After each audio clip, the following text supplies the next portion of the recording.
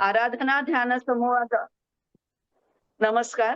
आत्मवंदन नृताताई, अनघाताई, धनश्रीताई व आराधना ध्यान समूहातील सर्व बंधू भगिनींना नमस्कार. डॉक्टर प्रभाकर देशमुख शैक्षणिक व सामाजिक संस्थेच्या अंतर्गत आराधना ध्यान समूहाद्वारे आयोजित साहित्य दीपिका या नवीन सदरात आज कर्तृत्व संपन्न विदुषी दुर्गा भागवत या विषयावर संवाद साधायला आपल्याकडे आले आहेत एक उत्तम वक्त्या, लेखिका, अध्यापिका, प्राध्यापिका, कवयित्री या सर्व भूमिकांमध्ये पारंगत डॉक्टर धनश्री साने. ताई, तुमचे आराधना समूहात सहर्ष स्वागत व दंडवत प्रणाम. ताईंनी 30 जुलै 2024 रोजी संत बहिणाबाई यांच्यावर खूप सुंदर विवेचन केले होते. डोंबिवलीतील केवी पेंढारकर कलिना व काही महाविद्यालयांमध्ये अनेक वर्ष ताईंनी अध्यापनाचे काम केले आहे. पातंजल योग विद्याधाम या संस्थेच्या MA विद्यार्थ्यांसाठी पातंजल योग दर्शन या ग्रंथाचे अध्यापन त्या करीत आहेत. अध्यापन, लेखन याबरोबर त्यांनी संत साहित्य, संत कवयित्री, स्त्री साहित्य, चरित्रे, आत्मचरित्रे, कथा यासारख्या विविध विषयांवर अनेक ठिकाणी व्याख्याने दिली आहेत. अनेक मासिक, नियतकालिकांमध्ये वर्तमानपत्रांतून लेखन केले आहे. महाराष्ट्र साहित्य परिषद पुणे डोंबिवली शाखेमध्ये काही वर्षे कार्यवाह पदावर त्यांनी काम केले. जागतिक महिला दिनानिमित्त कल्याण डोंबिवली महानगरपालिकेतर्फे दिला जाणारा पुरस्कार, ब्राह्मण सभेतर्फे दिला जाणारा कर्तृत्ववान महिला पुरस्कार अशा अनेक पुरस्कारांनी ताई सन्मानित आहेत. नुकत्याच झालेल्या महाराष्ट्र साहित्य परिषद पुणे डोंबिवली शाखेच्या निवडणुकीत 2026 ते 2031 या कालावधीकरिता अध्यक्ष म्हणून ताईंची बिनविरोध निवड झाली आहे. ताई, तुमचे सगळ्यांकडून मनापासून अभिनंदन. मी ताईंना विनंती करते की त्यांनी आपले विवेचन सुरू करावे. धन्यवाद. धन्यवाद. मी आधी मनपूर्वक वंदन करते आणि आज ह्या कार्यक्रमाचं म्हणजे आपण ही जी नवीन मालिका सुरू करतो आहोत त्यामध्ये आपण मला इथे दुर्गाबाई भागवत यांच्यावरती काही विचार व्यक्त करायची संधी दिलीत याबद्दल मी आधीच आपले मनपूर्वक आभार मानते. खूप खूप धन्यवाद. आणि धन्यवाद अशासाठी की एका मोठ्या विदुषी असणाऱ्या दुर्गाबाईंशी संवाद साधणं आणि म्हणजे त्यांच्या साहित्यातून आणि तो समजून घेण्याची एक संधी मला यामधून मिळाली, म्हणून आभार. आता ह्या कार्यक्रमाचं शीर्षकच मुळामध्ये यांनी इतकं सुंदर ताईंनी दिलंय की दुर्गाबाईंपासून आपण सुरुवात करतो आहे. हे फार मला छान एक योग वाटतोय, कारण महाराष्ट्राच्या जनमानसावर आपल्या कार्यकर्तृत्वाने अमीट असा ठसा उमटवणाऱ्या ज्या व्यक्ती आहेत की ज्या गेल्या 100 वर्षामध्ये आपल्याला त्यांचं कर्तृत्व अफाट आहे म्हणून सांगता येऊ शकतं, अशा व्यक्तींमध्ये दुर्गाबाई भागवत यांचं नाव अगदी प्रामुख्याने घ्यायला लागणार आहे.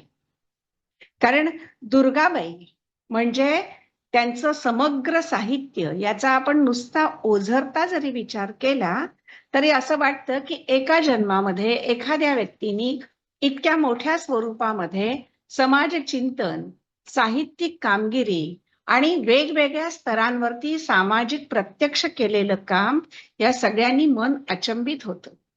आता दुर्गाबाईंचा परिचय अनेक ग्रंथांमधून, त्यांच्या सामाजिक कार्यामधून, त्यांच्या व्याख्यानांमधून जो होतोच, पण त्यापेक्षा एक सलग एकत्र ऐस पैस गप्पा दुर्गाबाईंशी म्हणून जो एक त्यांच्याशी संवादात्मक असणारा एक जो ग्रंथ आहे, त्या ग्रंथ आहे, लेखिका आहेत प्रतिभा रानडे.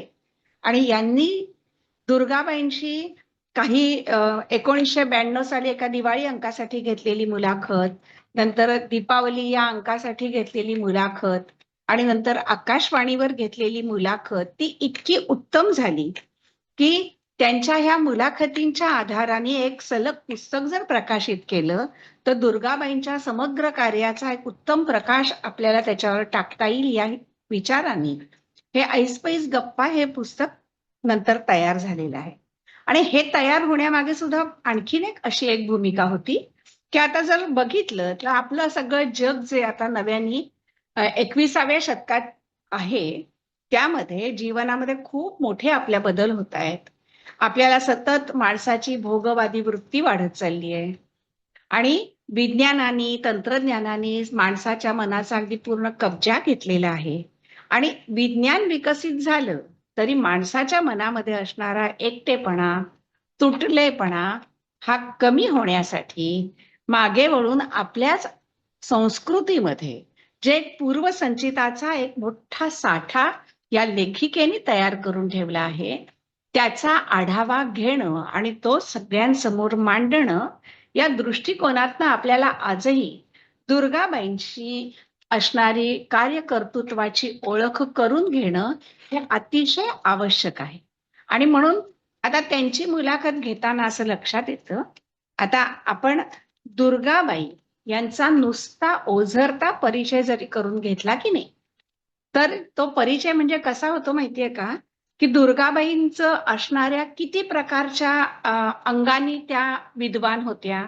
तर त्या मानव वंशशास्त्रज्ञ, समाजशास्त्रज्ञ, बुद्ध चरित्र आणि बौद्ध धर्माचा असणारा विशेष अभ्यास, त्यांच्या किती भाषा त्यांना अवगत होत्या, तर संस्कृत, पाली, बंगाली, जर्मन या सगळ्या भाषांमध्ये त्या प्रवीण तर होत्याच, पण त्याचबरोबर आदिवासी जीवनाच्या त्या भाष्यकार होत्या.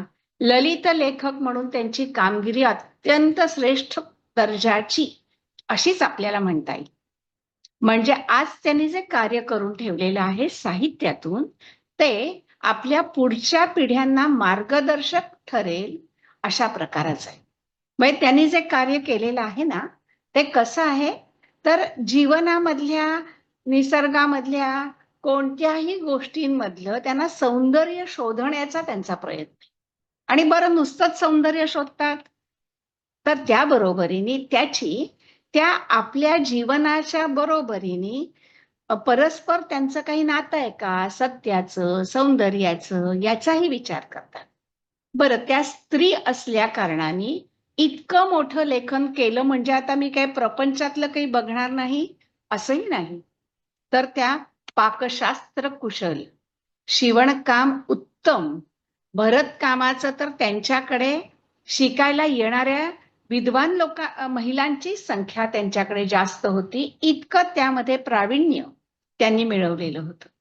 ह्या कलांबरोबरच त्यांनी लोकसंस्कृती आणि निसर्ग यांच्याशी नातं आपल्या वेगवेगळ्या संशोधनामधून त्यांनी दाखवलेलं आहे. आता ह्या दुर्गाबाई म्हणजे म्हटलं ना, तर तशा खूप आधीचा काळ आपल्याला सांगता येईल. कारण त्यांचा मुळात जन्म इंदूरला जो झाला तो 10 फेब्रुवारी 1910 रोजी, म्हणजे त्यांची आता जन्मशताब्दी होऊन गेली. पण दुर्गाबाईंना कुटुंबामध्ये त्यांच्या 2 लहान बहिणी आणि 1 भाऊ होता. या सगळंच कुटुंब इतकं विद्वान की दुर्गाबाईंची धाकटी बहीण कमला सोहनी या म्हणजे पहिल्या महिला शास्त्रज्ञ. म्हणजे दुर्गाबाईंच्या कुटुंबातले सगळेच जण इतके विद्वान आहेत की आपल्याला लक्षात येईल. मी आज काय करणार आहे, आपण ना 2 दिवस भेटणार आहोत ना, आज आणि उद्या. तर आज फक्त दुर्गाबाईंचा आपण थोडा त्यांच्या लेखनामधून, त्यांच्या एकूण बोलण्यामधून जो परिचय होईल तो आधी सांगू, तो समजून घेऊ, आणि पुढच्या उद्याच्या ह्याच्यामध्ये दुर्गाबाईंचा लोककथेचा, लोकसाहित्याचा किंवा दंतकथांचा, आख्यायिकांचा जो त्यांनी केलेला संशोधनात्मक विचार आहे तो आपण बघू. कारण दुर्गाबाईंची विद्वत्ता ही एका ठराविक साच्यामध्ये बंदिस्त करताच येणार नाही, इतकी अफाट आहे. कारण त्यांचे वडील हे जे आहेत, आजोबा, आजी, वडील, हे सगळेच त्या काळामध्ये सुद्धा प्रचंड विद्वान असे समजले जात होते. म्हणजे दुर्गाबाईंचे आजोबा आणि दुर्गाबाईंची आजी यांच्याविषयी आपल्याला असं विशेष सांगता येईल की दुर्गाबाईंचे आजोबा म्हणजे त्या काळचे शिस्तप्रिय, निस्पृह, सामाजिक नीतिमत्ता मानणारे आणि शिकलेल्याच मुलीशी विवाह करीन अशी अट ठेवणारे आणि पूर्णतः देशभक्त असे होते. आणि त्यांची आजी की आपण काळ जर नजरेसमोर आणला तर असं लक्षात येईल की त्या आजीनी सुद्धा आपल्या शिक्षणामुळे अट घातली होती की मला लग्नानंतर दागदागिने नकोत, कपडे भारी नकोत, पण मला इंग्रजी आणि मराठी पुस्तके मला द्या. म्हणजे असं विद्वत्तेचं बाळकडू ज्या दुर्गाबाईंना मिळालं, त्यामुळे त्या आजीच्या त्या संस्कारात त्यांची वाढ झाली. दुर्दैवाने काय झालं तर त्यांच्या अगदी वयाच्या 11व्या वर्षीच दुर्गाबाई लहान असतानाच त्यांच्या आईचा मृत्यू झाल्यामुळे त्यांचं सगळं संगोपन त्यांच्या आजी आजोबांनी केलं. तुम्हाला समजतंय ना मी सांगते, ते अवघड नाही ना वाटत आहे? हॅलो. हा. आणि हे संगोपन झाल्यानंतर चालू असताना दुर्गाबाई त्यांच्या आजीशी त्या काळात इंग्रजी पुस्तकांवरती चर्चा करायच्या. त्यांची आजी त्यांना इंग्रजी पुस्तकं वाचण्यासाठी एक वेगळं कपाट घेऊन देत होती. आणि दुर्गाबाईंचे वडील म्हणजे नारायण बाळाजी भागवत जे होते ते त्या काळचे रसायनशास्त्रामधले MA होते आणि त्यांचा विशेष त्यांच्या विद्वत्तेचा म्हणजे त्यांनी त्या काळी टाटा कंपनीसाठी भारतामध्ये पहिल्यांदा वनस्पती तूप तयार केलं. म्हणजे आता आपण सध्या जे डालडा तूप म्हणतो की नाही, ते डालडा तूप सर्वात पहिल्यांदा दुर्गाबाईंच्या वडिलांनी तयार केलेलं होतं. आणि ते सुरुवातीच्या काळात ते प्रयोग करत असल्या कारणाने ते तूप इतरांना जर आपण देणार आहोत तर ते घरात सगळ्यांनी वापरलंच पाहिजे असं म्हणून ते घरात सगळ्यांना वेगवेगळे प्रयोग केलेले तूप खायला देत असत. मात्र ते तूप टाटा कंपनीमध्ये जरा आर्थिक संकट आल्यानंतर त्यांनी ज्यावेळेस थोडासा तुपाचा मागणी थांबवली, पण दुर्गाबाईंच्या वडिलांनी दुसऱ्या कोणत्याही अमेरिकन कंपनीला त्या आपल्या असणाऱ्या तुपाचं पेटंट दिलं नाही. आणि उलट काही काळ थांबले. आपल्या घराची आर्थिक परिस्थिती बेताची असली तरी सुद्धा पैशासाठी आपलं असणारं आपली विद्वत्ता, आपलं ज्ञान हे इंग्रजांना त्यांनी विकलं नाही. आणि परत ते त्या काळचे उत्तम टेनिसपटू होते. आणि ही जी त्यांची सगळी असणारी कौटुंबिक पार्श्वभूमी जी आहे ही या बुद्धिमान मुलीच्या पाठीशी होती.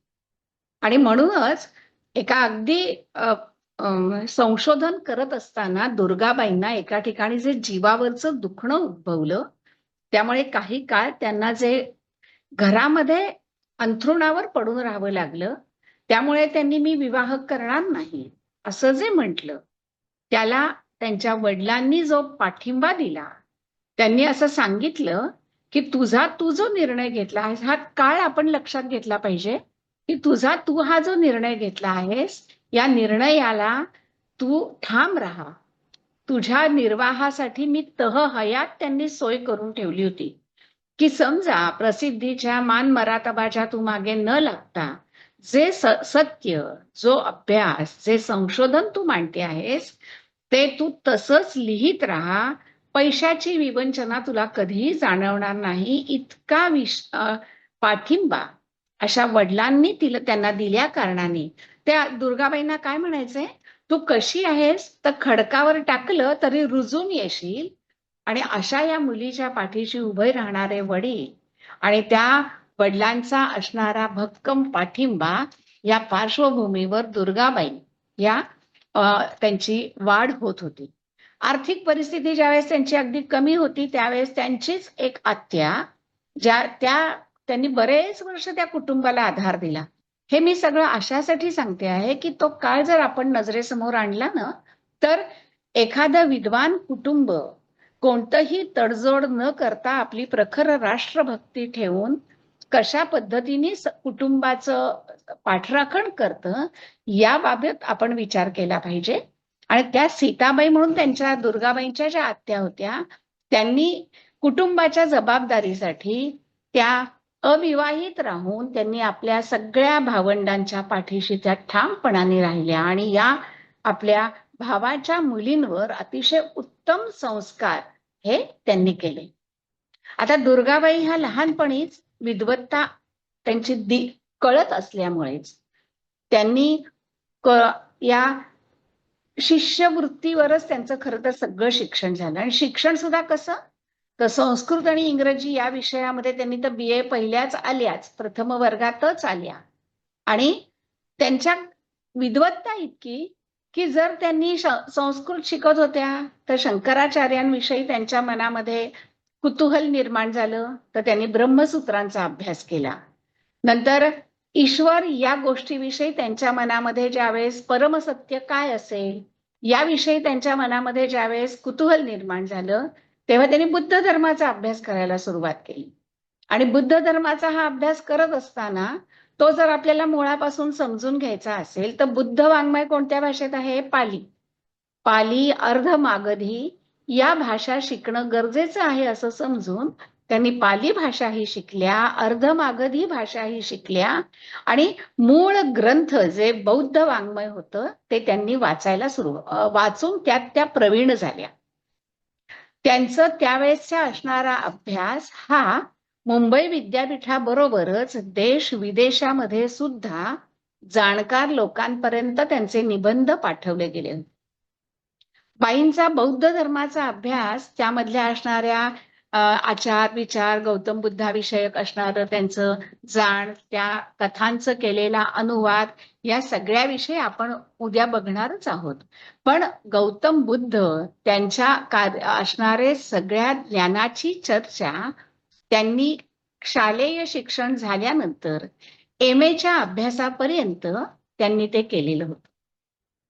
आणि खरं तर त्या BA झाल्या म्हणजे काय म्हणायचं, तर संस्कृत मध्ये झाल्या, इंग्रजी विषयात झाल्या, ब्रह्मसूत्रांचा अभ्यास झाला, बौद्ध धर्माचा अभ्यास झाला, विविध प्रकारचे लेख त्यांची लिहायला सुरुवात झाली होती. त्या लेखांवरती त्या परखडपणे ठामपणाने त्यावरती बोलत असत. आणि ह्या दरम्यान त्यांनी MA झाल्यावर PhD करणं हा त्यांचा ओघाने आलेला विषय होता. आणि हे PhD मुंबई विद्यापीठातून करण्यासाठी त्यांना काही फील्ड वर्क करण्याची आवश्यकता होती. आणि त्यासाठी त्या मध्य प्रदेशामधल्या दुर्गम भागामधले जे आदिवासी लोक आहेत, म्हणजे गोंड वगैरे लोक, त्यांच्यावरती अभ्यास करण्यासाठी म्हणून त्या आदिवासी लोकांची राहणीमान, परंपरा, भाषा, रीतिरिवाज, त्यांचा धर्म, सण वार, समारंभ, त्यांच्या श्रद्धा काय काय आहेत, कथा कहाण्या काय आहेत, या सगळ्याच्या अभ्यासासाठी म्हणून त्या मध्य प्रदेशामध्ये गेल्या.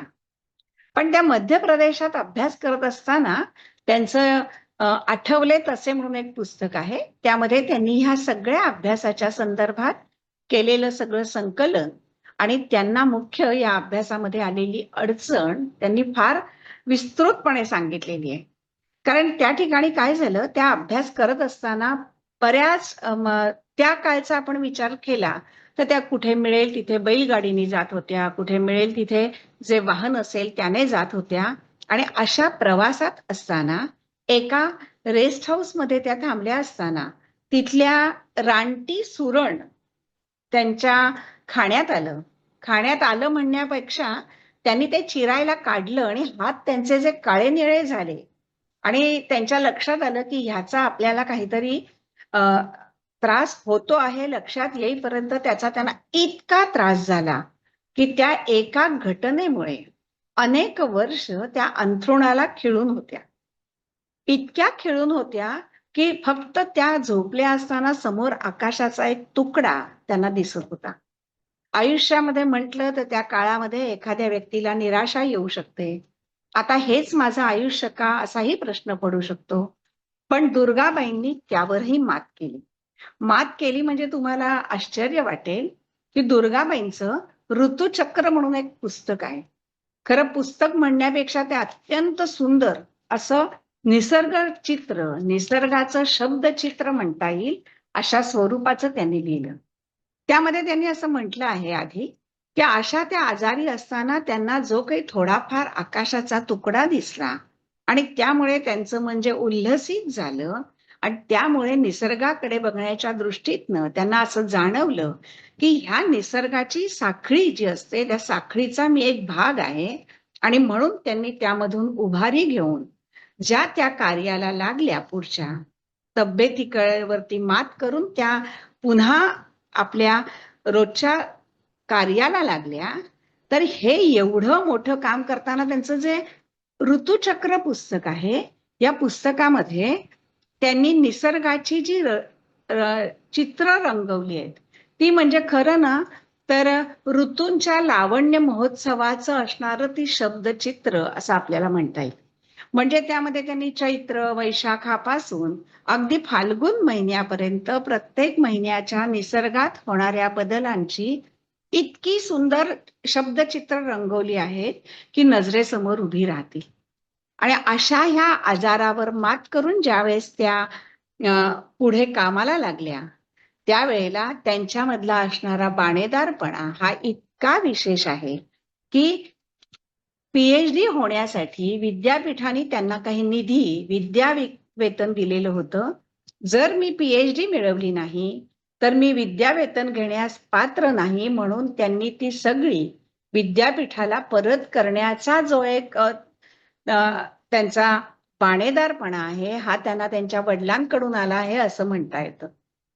पण विशेष गंमत अशी आहे की दुर्गाबाईंचं पीएचडी पूर्ण झालं नाही, पण त्यांच्या कसदार लेखनावर पुढच्या आयुष्यामध्ये अनेक विद्वानांनी स्वतः पीएचडी मिळवली की जेणेकरून दुर्गाबाईंच्या आयुष्यात पीएचडीचं महत्व फारसं उरलंच नाही. कारण त्यांच्याच लिखाणावरती पीएचडी करणारे अनेक विद्यार्थी त्यांच्याकडे येत होते आणि म्हणून त्यांच्या तरुण वयातला हा असणारा 6-7 वर्षाचा आजारपणाचा काळ त्यांना फार वाईट गेला. पण त्यामधून त्यांनी जे काही मोठं लेखनाकडे वळल्या की त्यामधलं वैफल्यावर त्यांनी मात केली आणि ते जे लेखन केलं ते आता आपण ऋतुचक्र यामध्ये मी म्हटलं तसं. आणि मग ह्या ऋतुचक्रानंतर या ऋतुचक्रातले एक एक लेख आपण वाचले ना तर एखादा छोटासा किडा किंवा एखादी असणारी मधमाशी किंवा असणारी छोटीशी बारीकशी पाकोळी, या सगळ्यांच्या विषयी त्यांनी इतकंच तपशिलात शिरून वर्णन केलं आहे की ते वाचलं की निरीक्षण शक्ती त्यांची काय अफाट असेल याचा आपल्याला अंदाज येतो. नंतरचं त्यांचं खरं एक असणारं पुस्तक आहे ते म्हणजे व्यासपर्व. पण दुर्गाबाईंच्या ह्या सगळ्या परिचयामध्ये मी फक्त आज ओझरती ओळख करून देते असं म्हणत असताना त्यांचं व्यासपर्व पुस्तक आहे, तसं पैस पुस्तक आहे, भावमुद्रा आहे, दुपानी आहे, आठवलं तसं म्हणजे त्यांच्या विविध आठवणी त्यांनी त्यामध्ये सामावलेल्या असणारं आहे. या बरोबरीने त्यांचे काका राजाराम शास्त्री भागवत यांच्या लेखनाच्या संकलन करून त्यांनी 6 खंड प्रसिद्ध केलेत. म्हणजे एवढं मोठं काम त्यांच्या आधी काकांनी केलं संशोधनाचं आणि त्याच्यावरती संपादन करून खंडात्मक काम दुर्गाबाईंनी केलं. परत इंग्रजीचा त्यांचा अफाट अभ्यास असल्या कारणाने त्यांनी थोरो या एका तत्वज्ञाच्या वॉल्डन ग्रंथाचा आणि लेखाचा मराठी अनुवाद केला. आता त्यांचं या बरोबरीने रवींद्रनाथ टागोर यांच्या लोकसाहित्याचा म्हणजे बंगाली पुस्तकाचाही अनुवाद केला. देशबंधू दास म्हणून एक बंगाली लेखक होते, त्यांचं फक्त समुद्रावरच्या असणाऱ्या अनुभवांवर आधारित 40 कविता होत्या, त्यांचं सागर संगीत म्हणून त्यांनी अनुवाद केला. संस्कृत मधल्याच असणाऱ्या बाणभट्टाच्या कादंबरीचा अनुवाद केला. त्यात त्यांच्या त्या काळामध्ये लेखन करणारे श्रीधर व्यंकटेश केतकर यांच्या कादंबऱ्यांवरती संशोधनात्मक अभ्यास केला. पाली भाषेतील बौद्ध धर्माच्या तत्वज्ञानावर त्यांनी अभ्यास केला आणि पाकशास्त्र यावरती त्यांनी जे खूप सुंदर लिहिलेलं आहे, पाकशास्त्रावरचं त्यांचं पुस्तकही आहे. पण त्यामध्ये त्यांनी एक असा अनुभव छान दिला आहे की त्यांच्या एका काकू त्यांच्या ज्या होत्या त्यांना त्या बी म्हणायच्या आणि त्या तिला असं म्हणायच्या की पाकशास्त्र कुणी कितीही शिकलं तरी स्वयंपाक चांगला होणं याचं काही एक वेगळं विशेष आहे का?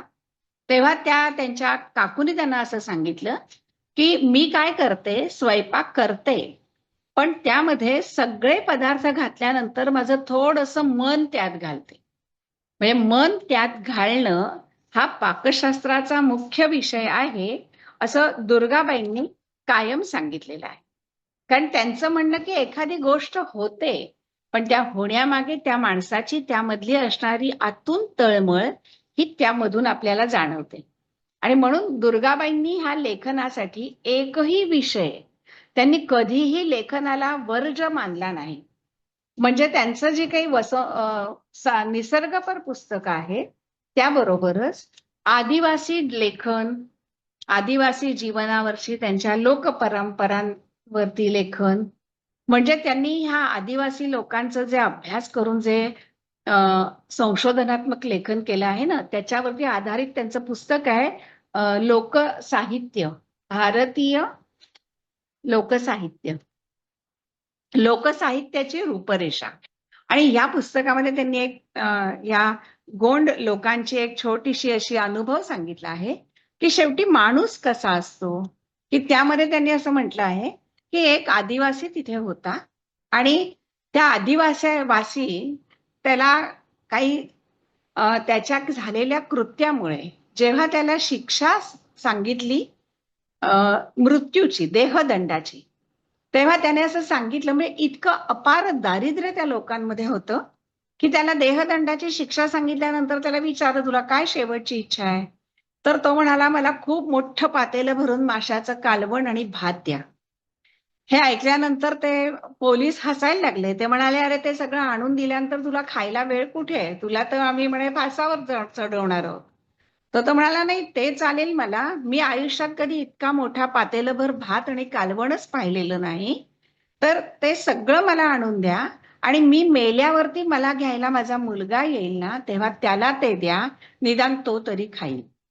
म्हणजे इतकं अफाट दारिद्र्य असणाऱ्या त्या गोंड लोकांच्या तिथे वावरत असताना त्यांच्या जीवनावरती संशोधन करून, म्हणजे त्यात त्यांनी एक असा अनुभव दिला आहे की हे जे गोंड लोक जे आहेत किंवा आदिवासी लोक जे आहेत त्यांना मीठ मिळायचंच नाही. आणि मग मिठाशिवाय पदार्थ कसा खायचा? तर ते जेवताना काय करायचे, एक मधलं बोट, एक इकडचं, ते कोणताही घास खाल्ला की ते एक बोट जिभेला लावायचे. आणि ते कशासाठी? तर ते बोट जिभेला लावणं म्हणजे जीवनात आपल्याला जे मीठ खाता येत नाही ते मीठ खाल्ल्याचा आनंद घेणं.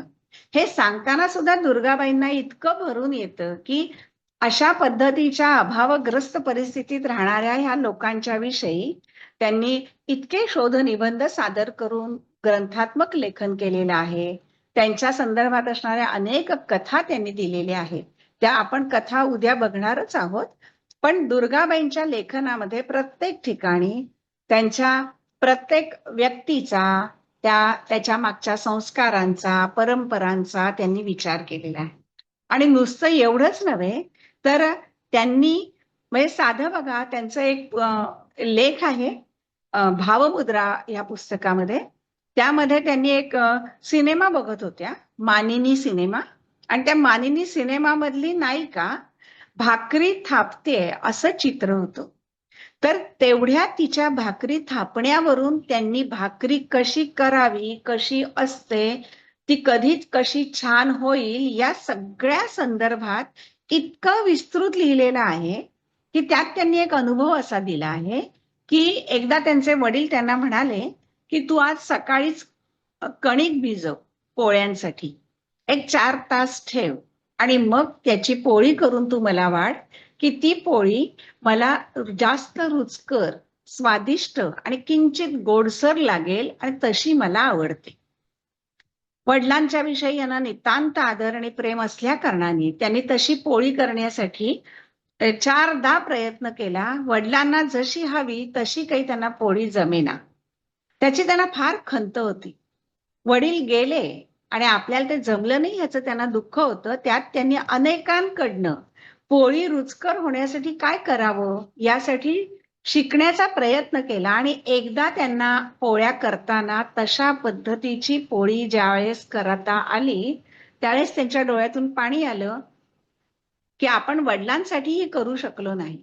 यामध्ये असं लक्षात येतं की आपल्या वडिलांविषयी तर आदर आहेच, पण जी गोष्ट आपल्याला जमली नाही ती शिकण्याचा आटापिटा करून ते शिकायचं म्हटलं असतं तर त्यांना खरोखर इतक्या विद्वान होत्या की त्यांना पोळी स्वतः करण्याची सुद्धा आवश्यकता नव्हती.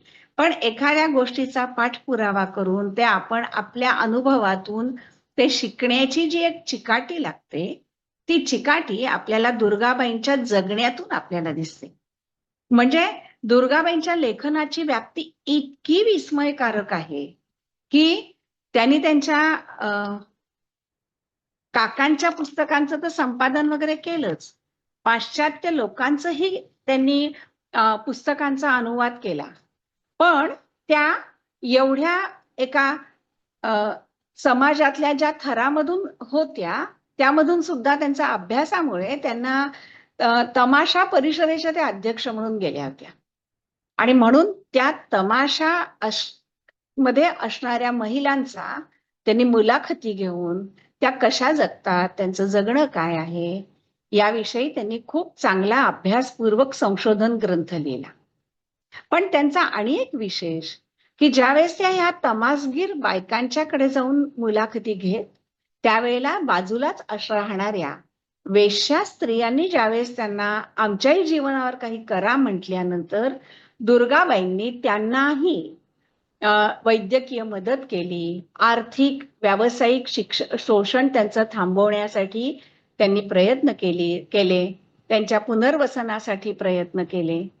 पण हे करणं म्हणजे भारतातल्या स्त्री जीवनाचा सर्वांगीण अभ्यास करण्याचा जो त्यांचा एक दृष्टिकोन होता तो आपल्याला त्यामधून अतिशय स्पष्टपणाने आणि त्यांच्या विद्वत्तेपुढे आपण विनम्र होऊ अशा स्वरूपाचा दिसतो.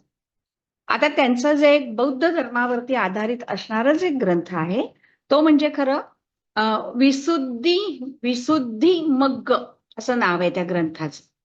आता विशुद्धी म्हणजे काय, विशुद्धी म्हणजे काय, तर विशुद्धीचा मग्ग म्हणजे मार्ग, म्हणजे विशुद्धी म्हणजे निर्वाणाचा मार्ग, म्हणजे बौद्ध तत्वज्ञानातील निर्वाणाच्या मार्गाच्यावर आधारित असणारा ग्रंथ लिहिण्या इतक्या त्यांचा त्या पाली भाषेवर अर्धमागधी भाषेवर त्यांचा म्हणजे त्या कुशल होत्या किंवा ती त्यामधली त्यांच्या त्या जाणकार होत्या.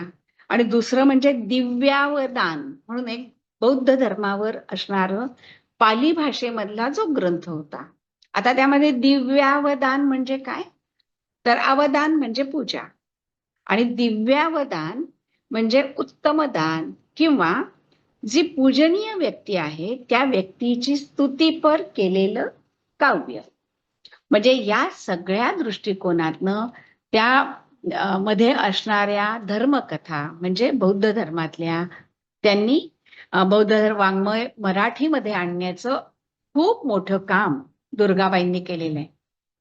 आणि त्या नुसताच दुसऱ्याला उपदेश करतात असं नव्हे, तर त्यांना प्रत्येक वेळेला या सगळ्या संदर्भात कृती करण्याची वेळ आली त्या वेळेला त्या तितक्याच ठामपणाने त्यामध्ये उभ्या राहिलेल्या आहे.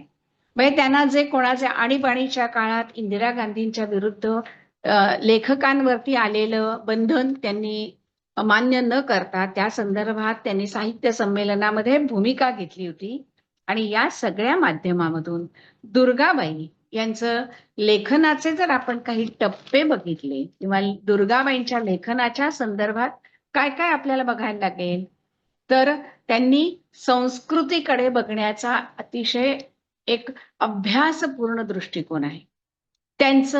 त्यांच्या स्वतःच्या साहित्याबरोबर पूर्वजांचं असणारं साहित्य त्यांनी पूर्वजांचं म्हणण्यापेक्षा सुद्धा कसं, तर आपलं रामायण, महाभारत, ब्रह्मसूत्र किंवा असणारी आपली उपनिषद ह्या सगळ्यांचा त्यांनी अतिशय तपशीलवार असा अभ्यास केलेला आहे. आणि गौतम बुद्धांचं आपल्या संस्कृतीमध्ये असणारं योगदान त्यांनी पाली आणि मागधी अर्धमागधी या भाषेमधून त्यांनी सांगितलंय. आणि हे सर्व सांगत असताना त्या धर्मातल्या म्हणजे बौद्ध धर्म असू दे, आपल्या रामायण महाभारतामधल्या असणाऱ्या स्त्रिया असू दे, या सगळ्यांविषयक त्यांनी आता म्हणजे त्यांचं बघा अभ्यासाची पद्धत इतकी सूक्ष्म आहे की त्यांच्या एकदा लेखनामध्ये संस्कृती हा शब्द आला आणि मग त्यांच्या असं लक्षात आलं की संस्कृती हा शब्द मूळ आपला संस्कृत मधला नाही. म्हणून मग त्यांनी हा शब्द कुठून आला, कसा आला या संदर्भामध्ये वेगवेगळे शब्दकोश बघायला सुरुवात केली. मग त्या शब्दाची सुरुवात कोणी केली, त्याची व्युत्पत्ती काय, आणि त्यामधून मग अभ्यासाकडे त्यांची एक वेगळी दृष्टी त्यांनी त्यामध्ये सांगितली. म्हणजे नुसताच आता संस्कृतीची साखळी ही जी त्या ज्यावेळेस सांगतात त्यावेळेला आपल्या संस्कृतीमध्ये झाड, पशु, पक्षी ह्या सगळ्यांना देवत्व देऊन ज्या वेळेला आपण व्रतवैकल्य करतो, मग ह्या प्रत्येक व्रतवैकल्याच्या मागे काही कथा असतील का? आणि हे सांगताना त्यांनी असं अभ्यासाने असं सांगितलं आहे की आपल्या इथे जी शेतीची सुरुवात झाली आहे की नाही, ती सुरुवात महिलांनी केली, स्त्रियांनी केली. पण हे सांगत असतानाच ते असं म्हणतात की स्त्रियांनी जरी केली असली तरी ज्या वेळेला एखादा यज्ञ केला जातो, त्या यज्ञाच्या वेळेस, म्हणजे त्या काळची पद्धत की यज्ञ केला जातो, त्या यज्ञाचा प्रसादासाठी म्हणून एक पुरोडा असा एक पदार्थ केला जायचा. पण तो पदार्थ करायचा मात्र स्त्रियांनी नाही, तो पुरुषांनीच करायचा. कारण अग्नी पवित्र आहे आणि स्त्रियांनी त्यामध्ये भाग घ्यायचा नाही. मग या संदर्भामधल्या त्यांनी इतक्या छान लोककथा सांगितलेल्या आहेत. शंकर पार्वतीची आहे, आणि ह्या खऱ्या मिथ्यकथा असतात. पण ह्या मिथ्यकथा म्हणजे आपल्याला तत्कालीन किंवा मानवी स्वभावाचे कंगोरे हे आपल्याला त्यातून दिसतात. आता आणि अशा ह्या ज्या कथा असतात, या कथांमधून मानवी स्वभावाचे असणारे बारकावे हे आपल्याला सांगता येतील. आता यामध्ये त्यांनी जे काही वेगवेगळ्या मिथ्यकथा म्हणजे कशा असतात, दंतकथा आपण ज्याला म्हणू, किंवा आख्यायिका आपण ज्याला म्हणू. आता आपण आपला देव कोणता म्हणतो? विठोबा. आता हा पंढरपूरचा जो विठोबा आहे, ह्या विठोबाच्या विषयी दुर्गाबाईंनी एक वेगळीच कथा मांडलेली की ती आपल्याला वाचली ना की असं वाटतं अरे हा पण विठोबा आहे का? कारण अशीही गोष्ट असू शकते. आणि मग ती प्रतिकात्मक कशी आहे हे दुर्गाबाईंनी सांगितले. म्हणजे ती कथा बघा इतकी छान आहे, ती त्यांनी धनगर समाजामधून त्यांना कळलेली कथा असं त्यांनी त्यात म्हटलेलं आहे. त्या कथेच्या पूर्वी म्हणजे त्यामध्ये त्यांनी असं दिलं आहे की विठोबा जो आहे हा खंडोबाचा एक मांडलिक राजा म्हणून होता, आणि तो राहायचा कुठे? तर माळशिरस या गावाला. आणि त्यांनी त्याची कचेरी मुद्दामून 3-4 किलो कोस दूर ठेवली होती. आणि ह्या विठोबाला एक दिवस एक माळी राजा हा एक भक्त आपली 500 माणसं घेऊन आला, आणि त्याने विठोबाला भेटायला त्याच्या कचेरीत गेला. त्याने काय सांगितलं, आम्ही सगळेजण जेवायला आलो. मग विठोबाने काय केलं, आपल्या घरी निरोप पाठवला. आणि निरोप असा पाठवला की जेवणाची, राहण्याची 500 जणांची सोय करा, आणि दळण कांडण, झाड लोट, रांजणामध्ये 500 रांजणांमध्ये पाणी भरून ठेवा, स्वयंपाक तयार ठेवा. आणि असा निरोप त्यांनी घरी रखुमाईला पाठवल्यानंतर तो सांगणारा जो होता की नाही, आता ह्यामध्ये सगळी काय कथा आहे ना, मनुष्य स्वभावाशी निगडीत आहे. तो मनुष्य जो होता निरोप सांगणारा, त्यांनी जरासा उर्मटपणानेच त्या पदूबाईला म्हणजे रखुमाईला निरोप सांगितला. आणि तिनं नुकतीच सगळं आवरून अशी खांबाला टेकून उभी होती, आणि ती म्हणाली, काय हे, आता आमचं सगळं झालेलं आहे, सगळं आवरून आम्ही सगळ्या बायका आपापल्या जागी झोपलेल्या आहेत, आता मी काम करणार नाही, सांग तुझ्या मालकाला. आता तिने असं जरी निरोप पाठवला तरी हा नोकर परत गेल्यानंतर ती कामाला लागली. तिने 500 रांजण भरायची तयारी केली पाण्याने. पण इकडे ह्यानं हा निरोप आणखीन वाढवून स्वतःचं थोडंसं त्यात घालून विठोबाला सांगितला. तो ऐकल्यानंतर विठोबाला एकदम राग आला, हे असं कसं?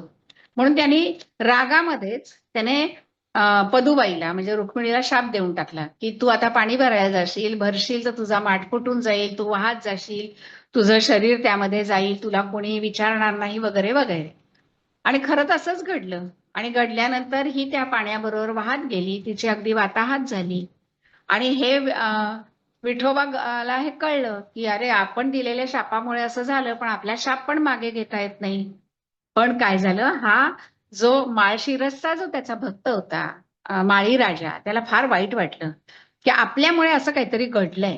म्हणून त्यानं 12 वर्ष तपश्चर्या केली, आणि तो म्हणाला हे असं घडू नये. आणि असं त्याने म्हटल्यानंतर एक दिवस विठोबा हे जात असताना त्यांना पंढरपूर जवळ एका पद्मजा कमळामध्ये एका तळ्यामध्ये एक असणारं कमळ दिसलं.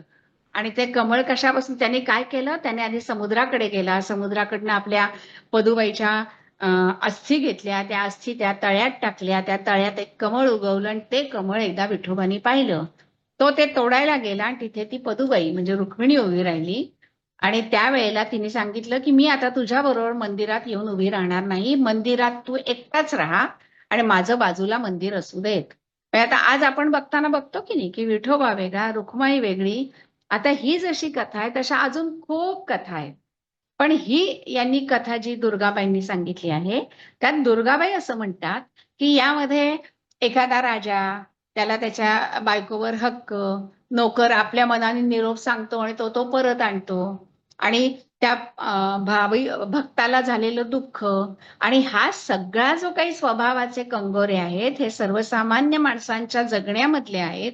आणि म्हणून ह्या अशा पद्धतीच्या कथांमधून त्या विठोबाचं देवत्व हे आपल्याला जास्त वेगळ्या पद्धतीने त्यांनी समोर आणलेलं आहे. आणि ह्या जशा कथा आहेत तशा त्यांनी आणखीन पण आपल्याला जगन्नाथपुरी माहितीये की नाही, ते ह्या जगन्नाथपुरीला जे मंदिर आहे ते मंदिर आहे खरं तर बलराम, श्रीकृष्ण आणि सुभद्रेचं. पण यामध्ये मग ही लक्ष्मी नाही तिथे, मग ती का बरं नाही, याही संदर्भामध्ये दुर्गाबाईंनी इतकी सुंदर कथा सांगितली आहे की त्यामध्ये बलराम आणि श्रीकृष्ण दोघे बहीण भाऊ, आणि बलराम हा मोठा आणि कृष्ण हा छोटा. तर मोठ्या भावाचा त्याने अधिकार म्हणून तो कृष्णाला सगळं आपलं म्हणणं ऐकायला लावायचा. आणि राम लक्ष्मण पण तेच, बलराम आणि श्रीकृष्ण याच पद्धतीचे भाऊ भाऊ. आणि मग एक दिवस श्रीकृष्णाची पत्नी लक्ष्मी हिने काय सांगितलं की सगळ्या घराचा कारभार मी बघते, पण दरवर्षी या गावामध्ये लक्ष्मीची पूजा होते. तर एकदा तिला असं वाटलं की आपण पण जरा गावात फिरून बघावं की लक्ष्मीची पूजा कुठे होतीये, कशी होते, लोक काय मनोभावाने पूजा करतात की नाही. आणि म्हणून तिने बलरामाला आणि त्याला विचारलं की मी जाऊ का बाहेर. तर त्याला बलराम काय म्हणाले, तू जा पण दिवे लागणीच्या आत परत ये. हे ऐकल्यानंतर ती निघाली, संध्या फिरली सगळीकडे, आणि तिला ती गरीब वस्तीत गेल्यानंतर तिने असं बघितलं की तिथल्या सगळ्या महिला, स्त्रिया खूप छान पूजा करतायत. आणि त्यांनी तिला आपल्या घरामध्ये घेतलं आणि तिथे ती जी पूजा करत होते आणि ही तिथे बसून त्यांचा प्रसाद खाल्ला तिने. आणि त्या बायकांना हे माहीतच नाही की ही प्रसाद जी घेते आहे ती म्हणजे खरी लक्ष्मी आहे. आणि ह्या सगळ्या आपल्या पूजेच्या ह्या प्रसाद वगैरे घेण्यात ती लक्ष्मी इतकी रंगून गेली की तिला अंधार पडून गेला आणि तिच्या लक्षात आलं की अरे आता आपण घाईघाईने ती घरी आली. पण बलराम श्रीकृष्ण म्हणाले आम्हाला नाही आता तुझी गरज, तू उशिरा आलीस, तुला काय सांगितलं होतं लवकर ये. तर त्यांनी तिला हाकलून दिलं. हाकलून दिल्याबरोबर ती गेली आपल्या वडिलांकडे. आता लक्ष्मीचे वडील कोण, तर लक्ष्मीचं समुद्र मंथनातून आली की नाही, म्हणजे मग तिचे वडील समुद्र. मग त्यांच्याकडे ती गेल्यानंतर ती म्हणाली अरे, ते म्हणाले असं कसं, माझी मुलगी अशी कशी इकडे तिकडे फिरेल. म्हणून त्यांनी एका रात्रीत विश्वकर्म्याकडून मोठा राजवाडा बांधला आणि तिथे ती राहायला लागली. पण काय झालं, ही इकडे आली आणि हे बलराम श्रीकृष्ण जागे झाले तर काय, त्यांचा महाल गेला, दागिने गेले, भारी वस्त्र गेली, कारण लक्ष्मीच निघून गेली. आणि मग ते दारोदार फिरत राहिले आणि 12 वर्षांनी ते ज्यावेळेस परत लक्ष्मीच्या राजवाड्यासमोर आले तेव्हा त्यांच्या लक्षात आलं की ह्या ठिकाणी आपल्याला खायला मिळेल. आणि म्हणून त्यांनी अन्न मागितल्यावर लक्ष्मीने ओळखलं हे दोघे कोण आहे, आणि म्हणून तिनं त्यांना त्यांच्या एक ज्यामध्ये ज्या पदार्थ करण्यात ती वाकबगार होती तो पिठे तिने बनवले आणि त्यांना जेवायला वाढलं. आणि ती दाराआड उभं राहून बघत होती आणि ते खाताना दोघांच्याही लक्षात आलं की हे लक्ष्मीचं वास्तव्य असणारं घर आहे. आणि म्हणून त्यांनी लक्ष्मीला याचना केली की आमचं चुकलं, तू ये परत. तर ती म्हणाली आता मी येणार नाही, एकदा तुम्हाला माझी गरज नव्हती, पण आता तुम्ही असं करा, मी आता इथेच राहीन पण वर्षातून एकदा आपण भेटू आणि म्हणून जेव्हा जगन्नाथपुरीची रथयात्रा निघते त्यावेळेला मी पण माझा रथ घेऊन येईन आणि एक दिवस आपण भेटू, अशी छान रंजक कथा दुर्गाबाई आपल्याला सांगतात. आणि अशी एक नव्हे बरं का, आपण जर त्यांच्या आठवले तसे किंवा भावमुद्रा किंवा त्यांच्या असणाऱ्या पुस्तकांचा किंवा लोकसाहित्याच्यावर आधारित असणारं जे पुस्तक आहे त्यामध्ये इतक्या कथा त्यांनी दिल्या आहेत. या बरोबरीने बौद्ध धर्मामध्ये सुद्धा असणाऱ्या अनेक कथा आपल्याला त्यांनी सांगून मानवी स्वभाव म्हणजे त्यांनी ह्या कथा सांगितल्यानंतर त्या असं म्हणतात की व्यवहारामध्ये आपण जे म्हणतो प्रपंचामध्ये स्त्री पुरुषांच्या नात्यामध्ये जे राग, लोभ, रुसवे, रागावणं, घराबाहेर पाठवणं, परत क्षमा याचना करणं, या सगळ्या गोष्टी देवादिकांच्या सुद्धा असू शकतात. कारण त्यांनी असं म्हटलंय की राम कृष्ण यांना उपनिषदांनी देवत्व दिलेलंच नाहीये. ते सामान्य माणसं होती, असं नंतर त्यांचं देवत्व त्यांच्याकडे आलेलं आहे. त्यामुळे ह्या सगळ्यांच्या संदर्भातल्या असणाऱ्या या सगळ्या लोककथा त्यांना खूप वेगळ्या पद्धतीने त्या बघतात. त्यामुळे त्या लोककथा किंवा आख्यायिका त्यांना जास्ती चांगल्या पद्धतीने वेगळ्या सांगायला म्हणून आवडतात. त्यामुळे त्यांच्या ह्या कथांबरोबरच मी ऋताताईंना विचारते, म्हटलं किती वेळ मी बोलू शकते अजून? ताई 4 दिलेत, अजून आपण 5 पर्यंत घेऊ शकता. हा, म्हणजे आज पूर्ण 5 वाजेपर्यंत होईल, म्हणजे घेता येईल ना? घ्या ना ताई. हो हो, काही हरकत. आणि मी सांगते हे सगळ्यांना म्हणजे आवडत असेल असं मी समजते. कारण दुर्गाबाई ह्या अशा आहेत ना की ते आपल्याला वाटताना वाटतं की अरे इतक्या विद्वान आहेत, पण तरी सुद्धा त्या आपल्याशी जोडलेल्या आहेत. त्यांचं साहित्यातून जोडले आहेत, त्यांच्या लेखनामधून जोडले आहेत, त्यांच्या पुस्तकांमधून जोडले आहेत, त्यांच्या निसर्ग वर्णनामधून जोडलेले आहेत. आणि प्रत्येक ठिकाणी त्यांचं असणारं जे सूक्ष्म निरीक्षण आहे हे आपल्याला हे कसं लक्षात आलं नाही असं वाटण्याजोगं आहे. आणि त्यामुळे ह्या दुर्गाबाईंच्या ह्या ज्या काही कथा ज्या मी म्हणते यासारख्या अजून अनेक खूप कथा आपण अजून उद्या सुद्धा बघणार आहोत. पण या कथांमधून त्यांचा जो एक मानवी स्वभाव हा जो त्यांनी त्यात म्हटलाय ना, त्यामध्ये त्यांनी खरं तर एक असं इतकं खरं तर आपल्या मनाला भिडेल असा एक त्यांनी उदाहरण किंवा एक कथा महाभारतातल्या कथेशी जोडलेली आहे. म्हणजे त्यामध्ये त्यांनी असं म्हटलं आहे की एकदा म्हणजे बऱ्याच आता आजच्यापेक्षा माझ्यात एक 50 वर्षापूर्वी आपण धरू, 40 वर्षांपूर्वी धरू, की कोल्हापूरला असणाऱ्या गावामध्ये एका म्हणजे आपले जे संस्कार जे असतात ना त्याचं मूळ जे काही आपल्या संस्कृतीत दडलेलं असतं या संदर्भात त्यांनी दिलेलं एक उदाहरण आहे की 50 वर्षापूर्वी कोल्हापूर सारख्या शहरामध्ये एका छोट्या मुलीवरती झालेल्या म्हणजे काय वाईट प्रसंगाचे साक्षीदार असणाऱ्या एका सुशिक्षित व्यक्तीने त्या संदर्भात पोलीस म्हणजे कोर्टात जाऊन त्यावरती न्याय मिळवण्यासाठी प्रयत्न केला. पण ज्यानं हा अन्याय केलेला होता तो इतका राज वगैरे या काय राजकारणात असणाऱ्या लोकांशी संबंधित असल्यामुळे तो प्रत्येक ठिकाणी सुटत गेला.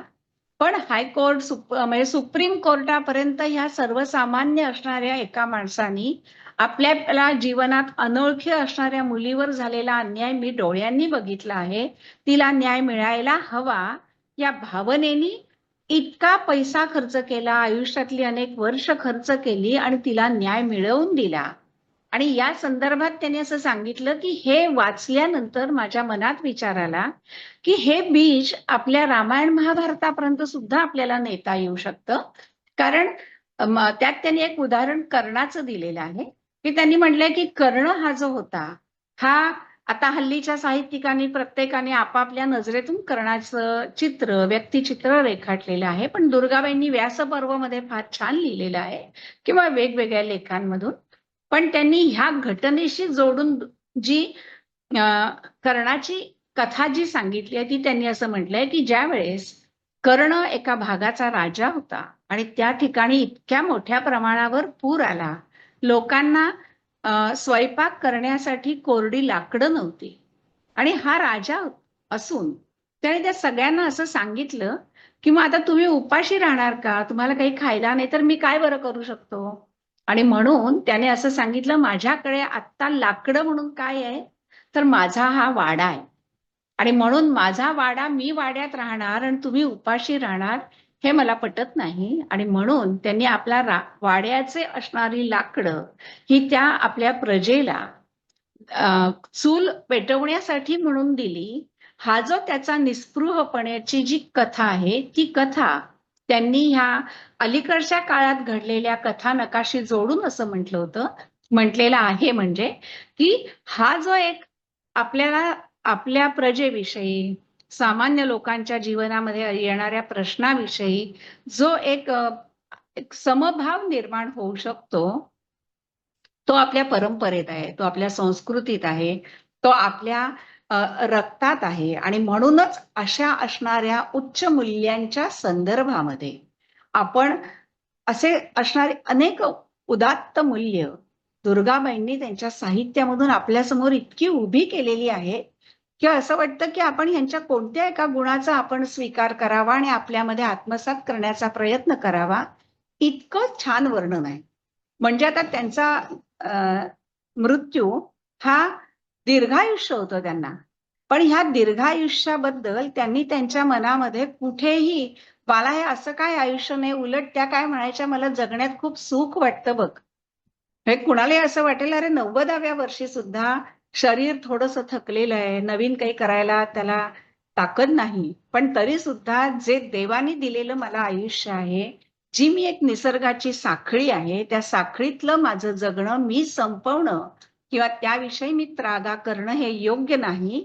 या उदात्त विचाराने त्या स्वतःच्या जगण्याकडे अशा दृष्टीने बघतात की माझं जगणं हे तितकाच निसर्गाचा भाग आहे, म्हणून मला जगण्यात आनंद वाटतो.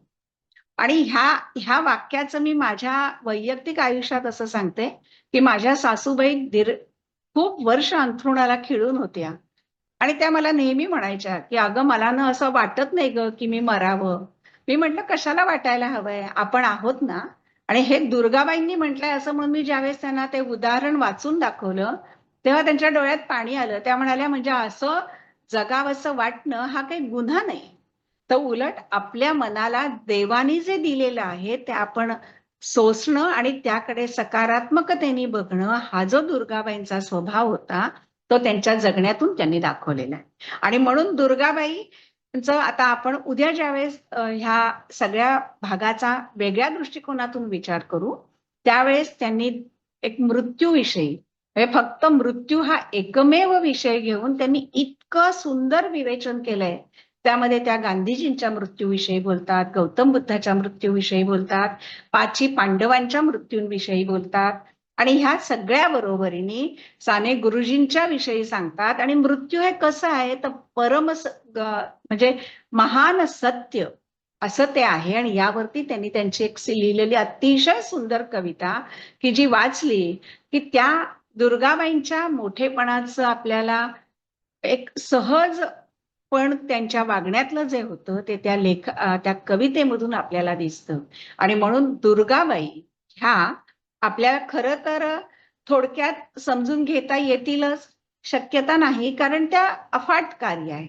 पण आपण थोडासा का होईना त्यांच्याकडे समजून घेण्यासाठी त्यांचं साहित्याकडे वळण्याच्या दृष्टिकोनातून एक जाण वाढवली आपली, तर आपल्याला दुर्गाबाईंच्या माध्यमातून समाजाचं किंवा माणसाचं जगणं हे वेगळ्या पद्धतीने समजू शकेल. आणि म्हणून आपण उद्या या संदर्भातलं असणारं दुर्गाबाईंच्या लेखनाचं आणखीन एक वेगवेगळी असणारी गुणवैशिष्ट्य आपण नक्की समजून घेऊ शकू. आणि तुम्हाला हे उद्यालाही ऐकायला उत्सुकता वाटेल असं मी समजते आणि आपण उद्या नक्की या विषयावर बोलूया असं मी म्हणून आत्ता थांबते. धन्यवाद. काही अप्रतिम, खूप छान सांगितलं. आणि दुर्गाबाईंबद्दल ऐकताना खूप आनंद झाला आणि साहित्य अजून वाचावंसंही वाटलं. खूप खूप खूप खूप थँक्यू. धन्यवाद. धन्यवाद.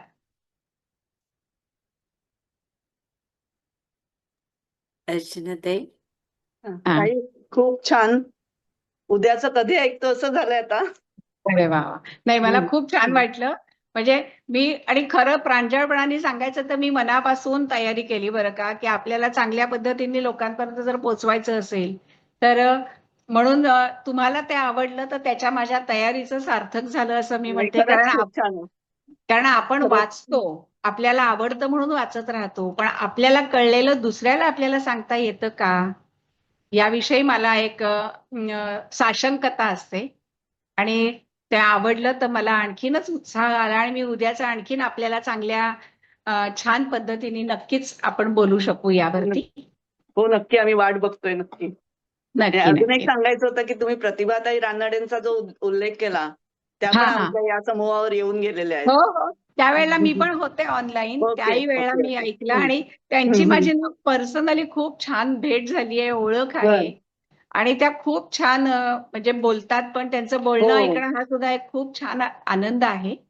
खूपच छान आहे ते पण. हो हो हो. चालेल ताई. चालेल धन्यवाद चालेल. ताई. ओके. हो हो, खूप उद्या खूप याच वेळेला. हो, हो. चालेल. सुंदर नक्की. विवेचन. हो हो, नाही नाही, खूप छान. दोन धन्यवाद धन्यवाद खूप सुंदर. नाही, 2 धन्यवाद. खूप छान, भागाचं खूप समाधान छान. होणार नाहीये. 10 भाग घ्यावी ही विनंती. हो. नाही अगदी मला पण खूप आवडेल असं सगळं आपण वेगवेगळ्या गोष्टी संदर्भात बोलणं. नक्की आपण तुम्ही म्हणाल त्यावेळेला मी असणार. तुम्ही म्हणाल त्याप्रमाणे आपण कधी करू शकतो. त्यामुळे मलाही आवडेल. आम्ही विनंती करतोय ताई, की किमान 10 भाग दुर्गाताईंवर घ्यावे आपण. हो, अगदी अगदी चालेल की नक्की.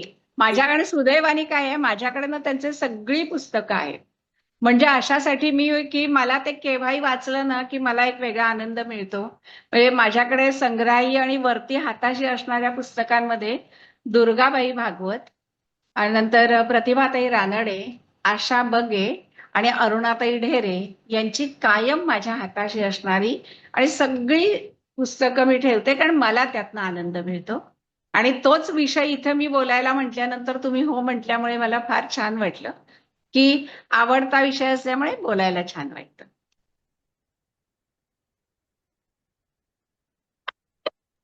उद्या पुन्हा भेटूया याच वेळेला. नक्की, अगदी नक्की अगदी. नमस्कार. उद्यापासून धन्यवाद. नमस्कार. जय श्रीराम. नमस्कार. हो, जय श्री नमस्कार.